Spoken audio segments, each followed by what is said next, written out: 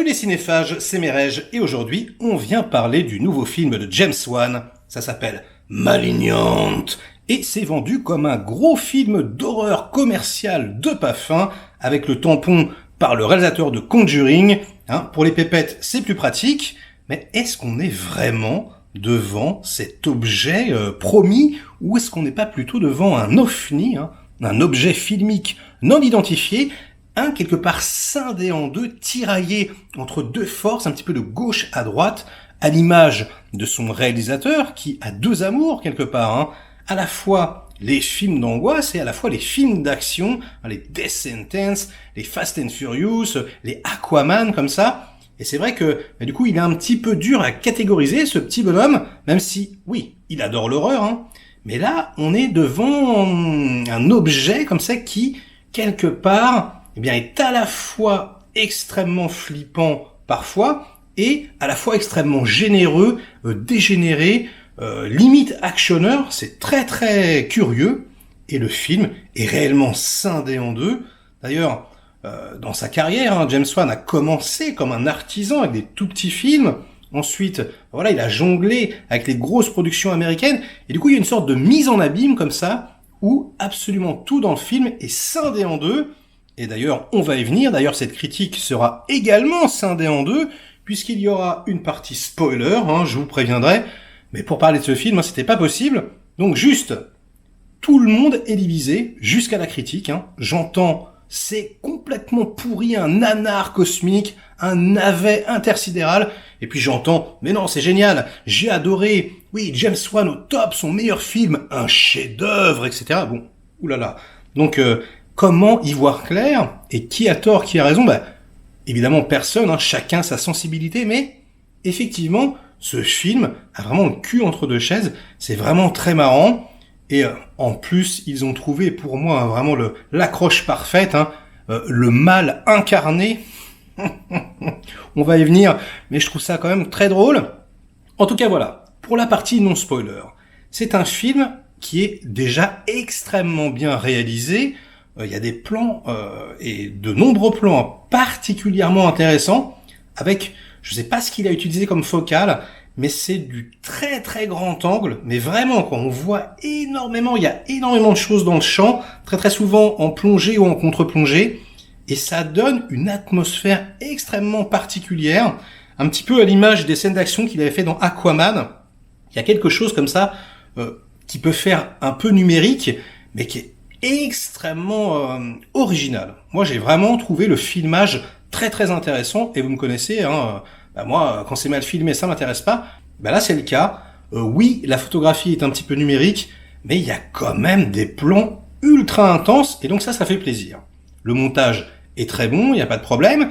Et puis, la musique est assez perchée. Alors, le thème, ils sont allés rechercher le Where is my mind des Pixies, mais ils ont fait un arrangement chelou et tout, c'est assez marrant, mais c'est très très légèrement décalé, mais comme le reste du film, et on sent que, ils savaient pas trop sur quel pied danser.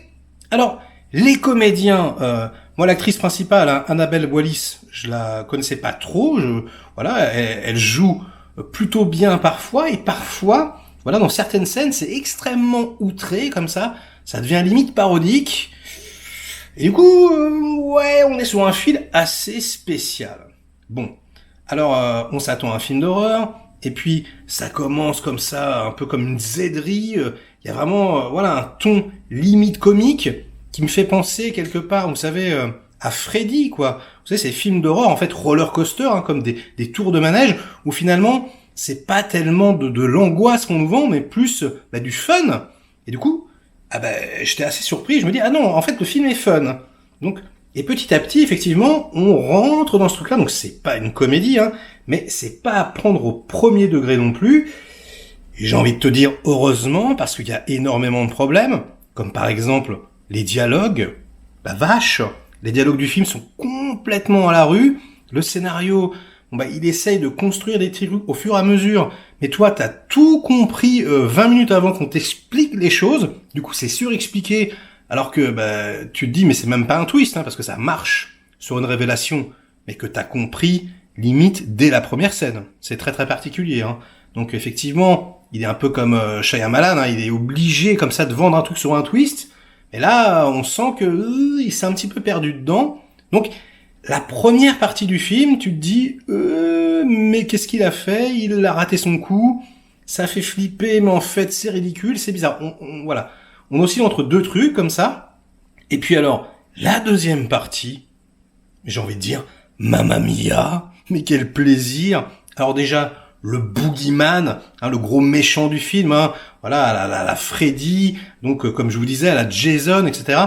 Eh bien, il est extrêmement original. Ça fait à la fois penser, vous savez, à Sadako dans The Ring, voilà, un côté comme ça, un peu japonisant, flippant, désarticulé, avec, voilà, vous savez, The Wig, par exemple, hein, les perruques et des cheveux comme ça devant les yeux. Et du coup, bah c'est assez plaisant, hein. Moi ça me fait kiffer. C'est quand même assez dur de trouver des méchants originaux de nos jours, on a un peu tout vu. Et là, purée, mais la créature, elle est ultra originale, c'est mortel, franchement, la façon dont elle se déplace, etc., c'est extrêmement flippant. Et puis en plus, il y a un côté giallo, un côté Dario Argento. Alors moi, je l'adore, hein, donc les giallo, hein, ça veut dire jaune. C'est voilà des polars italiens extrêmement violents. Donc je vous conseille par exemple Profondo Rosso ou L'Oiseau au plumage de cristal ou encore Opéra qui sont vraiment pour moi des chefs-d'œuvre. Et du coup, ils ont cette particularité comme ça d'avoir toujours le tueur un petit peu dans l'ombre, un petit peu en cuir, avec voilà des gants de cuir. D'ailleurs, dans le film de Argento, c'est toujours la main de Argento qui est sous le gant. C'est amusant à savoir. Du coup, ça mélange un peu toutes ces influences, à la fois donc Dario, à la fois Freddy, et à la fois ces films d'horreur japonais, hein, à la Darkwater, voilà qu'on avait il y a quelques années. Et j'ai trouvé ça hyper cool, mais avec, voilà, à partir de la seconde partie, un ton hyper violent, hyper fun, hyper décomplexé, hyper action. Et du coup, ça charcle à tout va, etc. Ça s'envole au plafond. Enfin, c'est complètement abusé. C'est hyper généreux. Et on sent que, bah, il a voulu faire un truc un peu différent, quoi. Il a tenté. Alors c'est maladroit. C'est pas forcément réussi à tous les niveaux. Mais franchement, au final, je trouve que l'énergie emporte la mise. Mais c'est vrai que ça va en laisser pas mal sur le carreau, hein, et je pense que même la plupart des spectateurs trouveront que c'est un nanar plus, ce qui, quelque part, est le cas. Et c'est bizarre, on sait pas s'il l'a fait exprès ou pas, hein. Il l'a écrit avec sa femme. Alors, là, je vais spoiler à partir de maintenant, donc voilà, vous connaissez un peu mon avis. Moi, j'ai vraiment aimé le film, j'ai pris beaucoup de plaisir.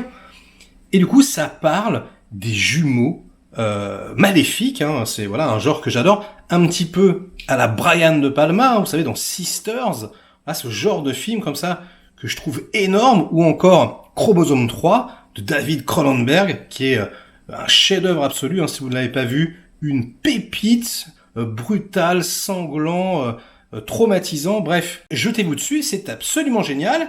Et là, plus précisément, on parle des jumeaux parasites. Alors qu'est-ce que c'est? C'est un phénomène extrêmement rare, hein, c'est quand un fœtus absorbe un autre fœtus. D'accord? Donc par exemple, il devait y avoir des jumeaux, et puis finalement, hop, il y en a plus qu'un, mais il reste parfois des résidus. Donc on a entendu des histoires complètement dingues, hein. Par exemple, je me rappelle voilà d'un fait divers où une femme avait voilà une espèce de bosse comme ça, une cicatrice, puis elle se grattait en permanence, et ploup, on va l'opérer et on ressort 3 dents. Voilà, et donc elle avait des restes de son jumeau depuis qu'elle était née, quoi, qui avait des morceaux qui avaient grandi à l'intérieur de son corps. Et donc, moi personnellement, j'avais jamais vu ça dans un film d'horreur. Ça m'intéresse vachement. Et comme ils ont décidé de faire sortir, si vous voulez, la tête du coup du monstre derrière le crâne, ben on se retrouve avec un personnage. Donc c'est un artifice assez théâtral comme ça. On a le méchant qui marche en arrière, qui est donc complètement désarticulé, et ça donne un boogeyman qui est ultra flippant et ultra original. Et du coup, j'ai trouvé que la thématique, même si elle est un petit peu ratée, elle est extrêmement intéressante. Et puis, le méchant est extrêmement marquant. Moi, ça faisait des années que j'avais pas vu un monstre de cinéma aussi réussi, en tout cas en ce qui me concerne. et j'ai vraiment trouvé ça mortel. Donc oui, il y a des trucs complètement cheesy. Le moment où on te montre par exemple le cadavre à la Kuato, là, ouvrez votre âme, c'est un petit peu ridicule, mais je sais pas quoi, ça fonctionne, c'est un tour de manège, c'est fun.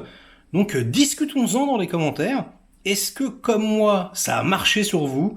Est-ce que finalement vous vous êtes dit bon bah ok j'accepte le délire, ou est-ce qu'au contraire vous êtes resté complètement à côté et vous avez trouvé ça complètement nanarnesque? Donc on en parle. Likez cette vidéo si elle vous a intéressé, délikez-la sinon, inondez-moi de commentaires comme d'habitude pour faire marcher le petit robot YouTube. Et nous, on se retrouve très vite pour de prochaines aventures. En tout cas, ouais, c'était assez intéressant. Et j'ai hâte de voir ce qu'il va faire après. Alors je crois que c'est Aquaman 2, donc on est en terrain conquis, mais voilà. Il arrive toujours à trouver quelque chose d'original, quelque chose de frais. Et ça, on peut pas lui enlever. Donc, merci James Wan. Et si vous n'avez pas vu Death Sentence, hein, je vous le dis, c'est son meilleur film. Donc jetez-vous dessus. Je vous ai proposé plein de trucs dans cette vidéo. Regardez Opéra de Argento, regardez L'Oiseau au plumage de cristal, regardez Profondo Rosso, regardez Chromosome 3 de Cronenberg. Donc vous allez vous régaler. Si vous aimez les films d'horreur, c'est absolument génial. Et j'ai trop parlé, je crois que voilà. Allez, on arrête cette critique. Ciao.